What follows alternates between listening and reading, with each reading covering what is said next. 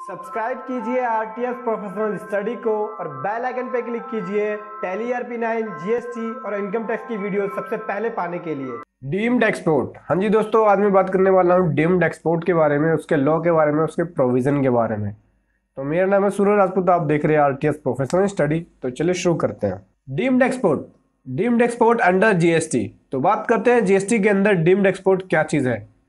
As per Section 147 of CGST Act 2017, deemed export refers to those transactions in which the goods supplied do not leave the country and the payment for such supplies is received either in Indian rupees or in convertible foreign exchange if such goods are manufactured in India। देखो यहाँ पे deemed export का मतलब है एक ऐसी transaction जहाँ पे गुड्स की सप्लाई होती है लेकिन गुड्स जो है वो कंट्री से बाहर नहीं जाता।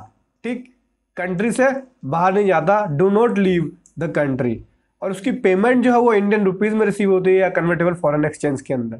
ठीक, और इस तरह की गुड्स जो है, और if such goods are manufactured in India, और ये जो गुड्स है अगर मैन्युफैक्चर इंडिया के अंदर हुई है तो वो डीम्ड एक्सपोर्ट कहलाती है। क्या कहलाती है? Deemed export. इसकी जो पावर है, कौन कौन से गुड्स होंगे, वो जीएसटी काउंसिल के पास पावर है कि कौन कौन से गुड्स को नोटिफाइड करना है इस सेक्शन 147 के अंदर।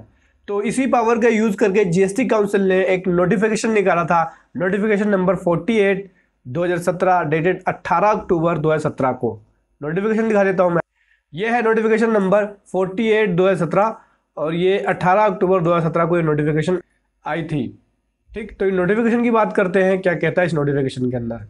In exercise of power of conferred by section 147 of the Central Goods and Service Tax Act 2017, 12/2017, the central government on the recommendation of council hereby notified the supply of goods listed in column 2 of the table below as deemed export namely। तो देखो यहाँ पे इन्होंने इस power का use किया, section 147 के अंदर जो पावर बताई गई थी, और उसका यूज करके कुछ गुड्स को नोटिफाइड कर दिया गया है कि ये गुड्स जो है वो केवल डीम्ड एक्सपोर्ट कहलाएंगे अगर ये ट्रांजेक्शन होती है तो, जो टेबल 2 के अंदर बताया गया है। जैसे कि सबसे पहले मैं बात करूं तो है supply of goods by registered person against advance authorisation. देखो यहाँ पे अगर सप्लाई कर रहा है गुड्स की registered person against advance authorisation के, तो वो डीम्ड एक्सपोर्ट कहलाएगी।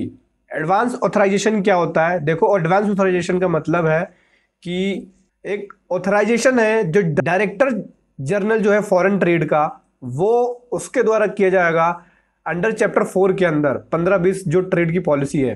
ठीक, तो वो डीम्ड एक्सपोर्ट में आएगा। उसके बाद सेकंड में है सप्लाई ऑफ कैपिटल गुड्स। उसके बाद है supply of capital goods by registered person against export promotion capital goods authorisation, और सप्लाई ऑफ कैपिटल गुड्स एक रजिस्टर्ड पर्सन के द्वारा against export promotion capital goods authorisation के अंदर।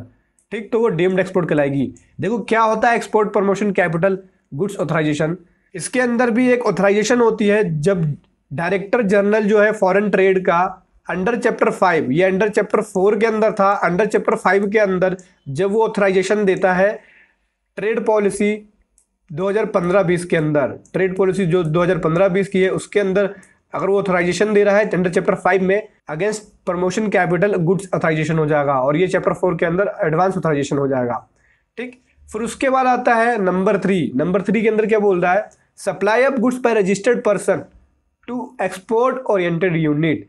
और जब एक रजिस्टर्ड पर्सन सप्लाई कर रहा है गुड्स को एक्सपोर्ट ओरिएंटेड यूनिट को, किसी एक्सपोर्ट करने वाले यूनिट को, एक्सपोर्ट के लिए ही माल जा रहा है लेकिन वो इंडिया से बाहर नहीं जा रहा, पहले एक्सपोर्ट ओरिएंटेड यूनिट के पास जा रहा है, तो वो डीम्ड एक्सपोर्ट कहलाएगी। और जो अप्रूव किया जाए इस प्रोविजन के अंदर, देखो यहाँ पे जो था चैप्टर 4 के अंदर, चैप्टर 5 के अंदर, यहाँ पे जो अप्रूव किया जाएगा वो चैप्टर 6 के अंदर अप्रूव किया जाएगा।